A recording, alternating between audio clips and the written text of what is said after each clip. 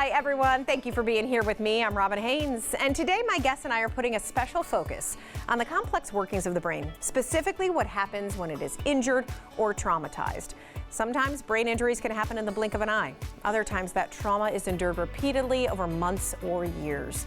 And the recovery is just as complex as the brain itself.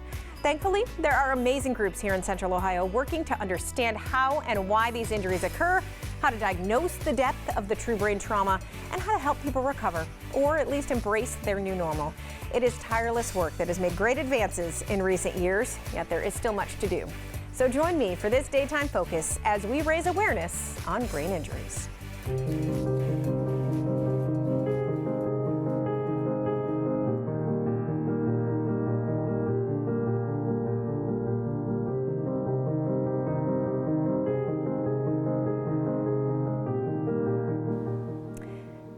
The inner workings and functions of the brain have long been the focus of researchers.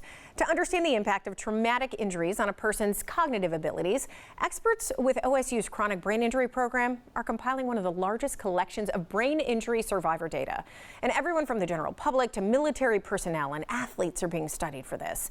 In this sponsored segment, we are welcoming in Jasmeet and Scott Hayes. So good to have you on with us today. Thank you for having us. Scott, let's talk about this study, and this is called FASTER. What does that stand for? What are the goals of this study? That's right. So it stands for Fitness, Aging, Stress, TBI Exposure Repository, or the FASTER study.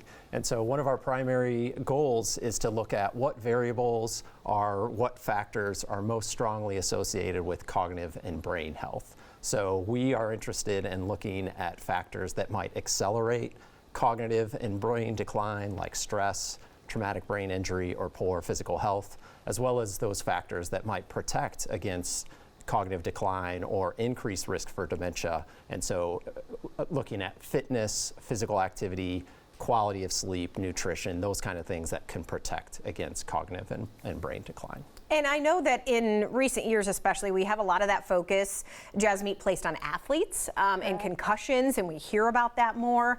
But it is not just about the athletes, right? That's right. We know that concussion can occur in many different contexts. So actually falls and motor vehicle accidents are among the leading causes of concussion in adults. We also know that concussion can occur in military injuries, and so that's something that my lab has studied for many years now, looking at concussion in military veterans. And now there's more focus as well on intimate partner violence and concussion occurring in the context of domestic violence as well. Yeah, we're actually going to hear about that specific later in the show. And so I want to talk about the long-term impacts, right? Because if you get a concussion, oftentimes you're up and moving, within 15 minutes. But yet, right, a month, a week, years down the road, you can have a true impact from that. Right.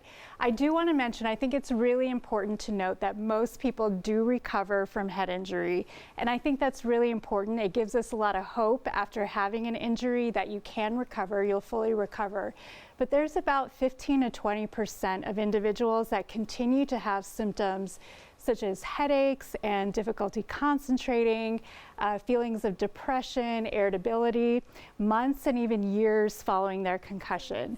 And so what we're trying to study is who's going to develop those long-term outcomes versus who's going to recover and be resilient following a head injury. And how do you know that? Is it a straight line from concussion to you can tell if their brain is going to be injured, long-term, or else if the recovery is happening? That's a really important question. So like I mentioned, most people do recover, but there is that set of individuals that will continue to have symptoms ongoing. And we don't know a lot about what is it about an individual where we can predict that they will have long-term outcomes. That's really one of the goals of the FASTER study, to look at what are the injury characteristics, what are the individual characteristics of that person, so that we can ultimately predict whether or not they're going to recover at a certain period of time.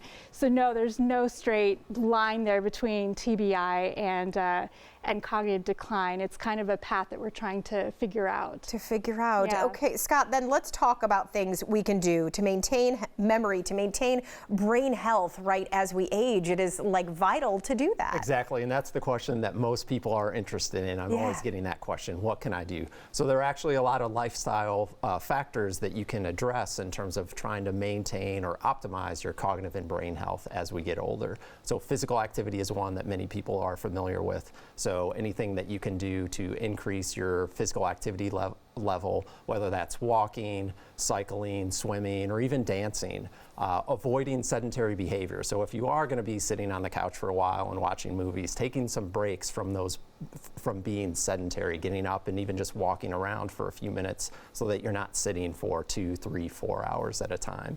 Nutrition is important. There are a variety of kind of diets that have been associated with reduced risk for dementia.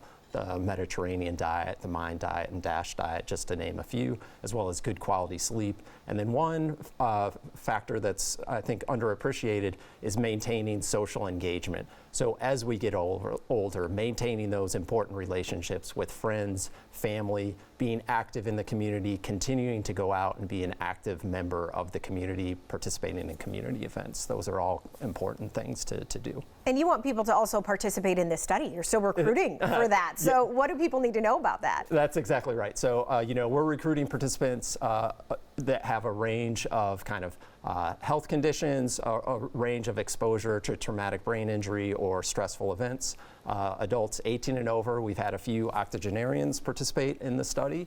And so there are some exclusion criteria. It does need to be safe for the participants. We do a brain MRI scan, so we want to make sure someone doesn't have a cardiac pacemaker or something that would put them at risk. But otherwise, yeah. Otherwise, you want to study it, you want to find the results and help us all have better, brain health and cognitive function. So it's important to go to fasterstudy.osu.edu if you're interested in participating in that. So Jasmeet and Scott, thank you for being here. Yeah, thank you so much for having us. Yeah. All right, as we touched on, recovery from a traumatic brain injury can take months, even years, and a big focus is maintaining your cognitive abilities. So up next, a team that can help patients recover and find their new normal. And later, athletes, as we said, aren't the only ones at risk of repeated head injuries. We discuss a darker side of humanity, really, showing an even more at-risk group, and that is victims of domestic violence. And the sponsor of the first segment today is OSU's Chronic Brain Injury Program.